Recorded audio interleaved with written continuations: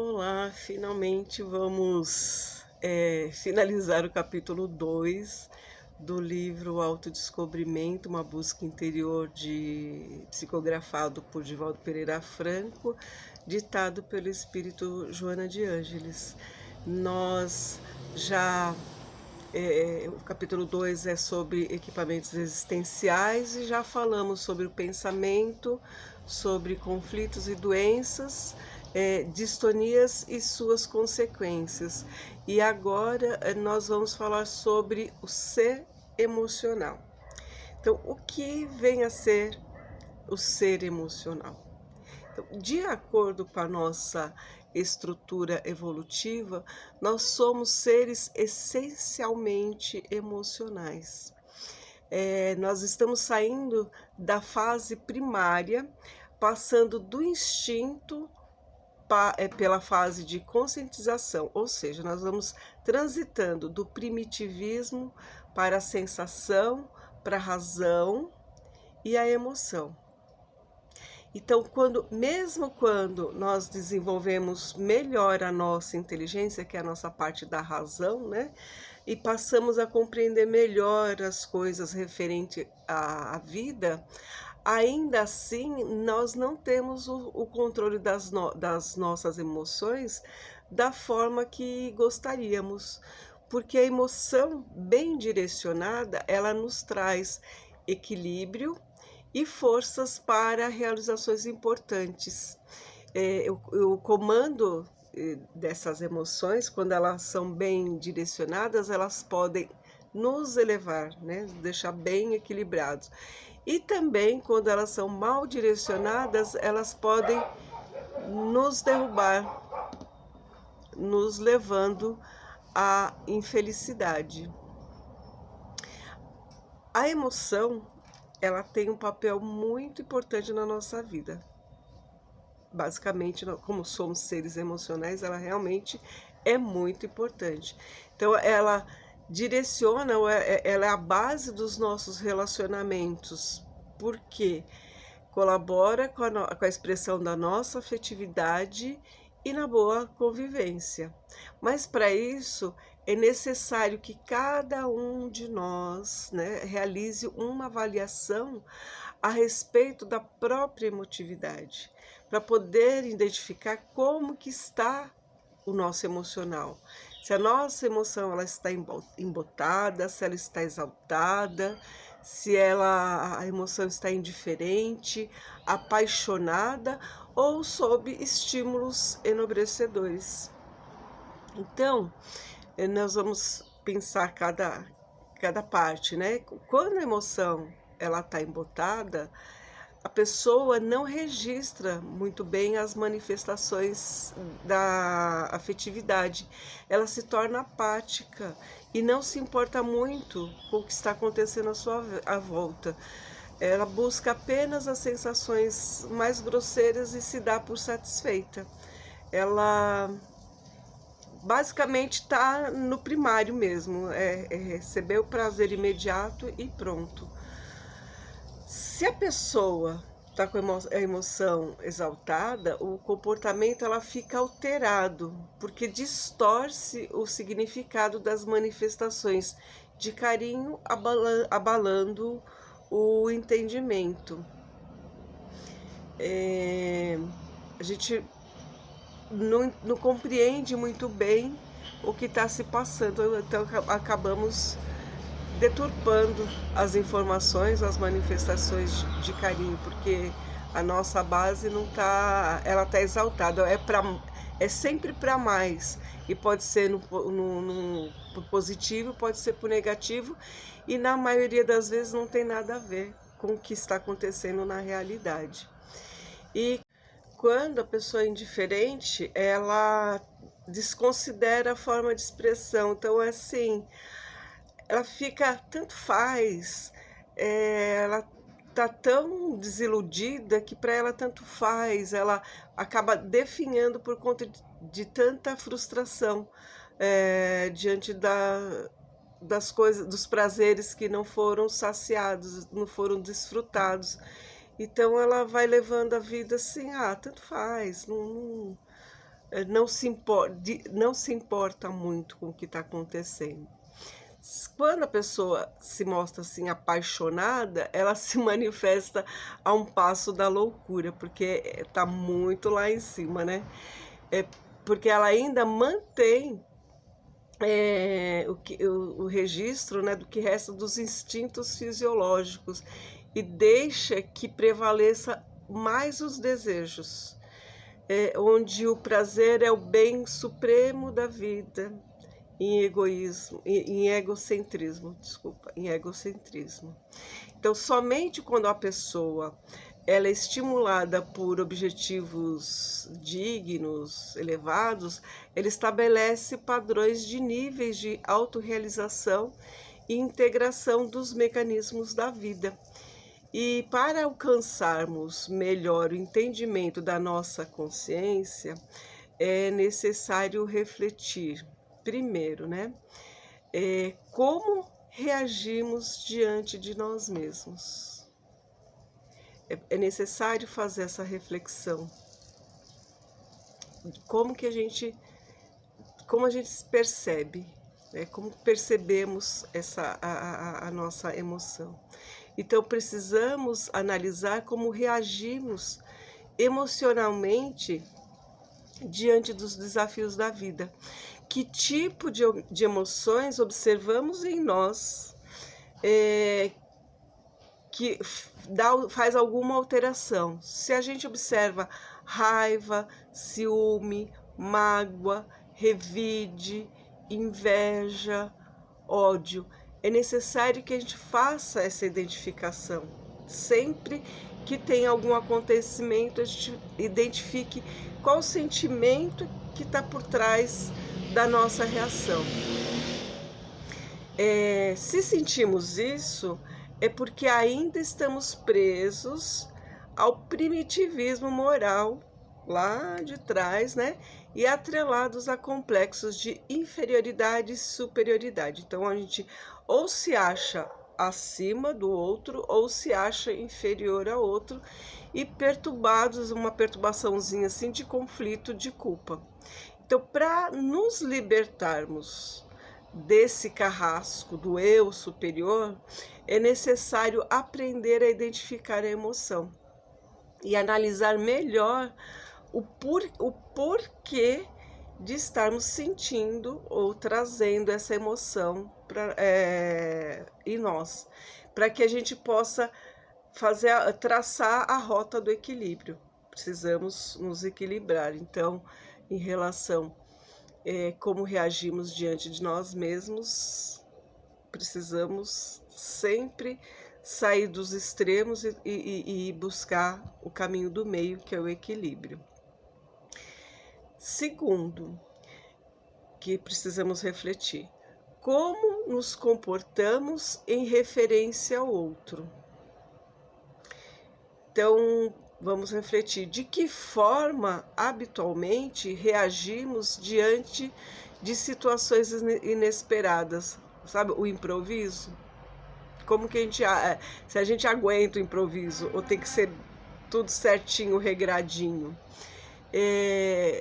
Como reagimos a esses acontecimentos momentâneos, né? Inesperados mesmo. Aí vamos observar se reagimos com retraimento, desconfiança, com o narcisismo, que é aquele amor pela própria imagem, se reagimos com aquela sensação de superioridade, que conhecedor de toda a verdade está em mim, eu conheço tudo. Se reagimos com medo, se destrambelhamos a falar demais, se somos presunçosos, né? A gente faz o julgamento baseado nas aparências. Tudo isso mostra como a insegurança, a nossa insegurança pessoal, responde pelo descontrole da emoção em relação ao nosso comportamento com outras pessoas. Então, quem está tranquilo e tem confiança em si mesmo, não se abala quando tem que enfrentar situações novas e desafiadoras. Age com serenidade, sem se preocupar de parecer bem, ou de agradar alguém, ou de ser detestado por quem quer que seja. Então, ou esse medo assim também de... Medo não, desculpa. Ou tá naquela concorrência e precisa eliminar o outro para conquistar aquilo que quer, ou de se sentir superior. Então, a pessoa, ela se porta, quando ela está bem equilibrada, ela se porta com naturalidade, espontaneidade e está aberta aos relacionamentos interpessoais, ou seja, ela consegue respeitar as ideias e conduta dos outros, mantém a própria opinião sem a necessidade de agradar a ou B ou de se exibir, e muito menos de impor suas ideias. Acaba respeitando mesmo. Você pensa diferente, ok, eu penso assim e não vou querer te convencer do contrário. Respeito e pronto, e acabou. Então, ela conversa de forma tranquilamente, fazendo uma troca de experiência agradável com seu interlocutor. E daí nascem experiências que contribuem para o crescimento e amadurecimento psicológico das pessoas envolvidas, né? Então, é somente crescimento quando a gente está bem equilibrado. Um outro ponto também é como desenvolver valores essenciais a nós em relação aos outros. Então, como vamos trabalhar, né? Vamos desenvolver esses valores.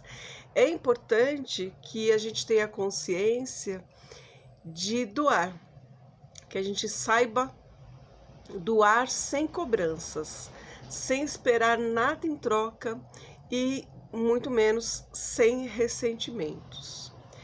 Sabendo, né, que nos relacionamentos, aquele que doa mais recebe mais, porque trabalha em si a empatia, que é saber se colocar no lugar do outro, saber o que o outro está sentindo. Então, é muito enriquecedor no relacionamento quando a gente tem uma noção, uma ideia do que o outro está sentindo.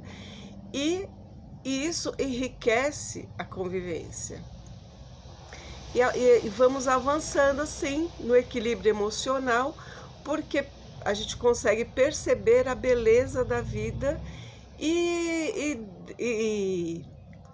a queixa, né, deixa de fazer parte da rotina dessa pessoa que trabalha melhor as frustrações. Então, quando as frustrações estão melhor trabalhadas, os sofrimentos, que são resíduos de uma fase egoísta já ultrapassada, ela diminui, porque quando a gente consegue equilibrar isso daí, a gente sofre menos.